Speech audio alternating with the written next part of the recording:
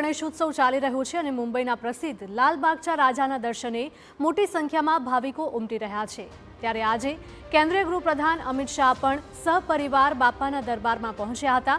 લાલબાગચા રાજાને નતમસ્તક થઈ અમિત શાહે પૂજા કરી તેમના આશીર્વાદ મેળવ્યા હતા।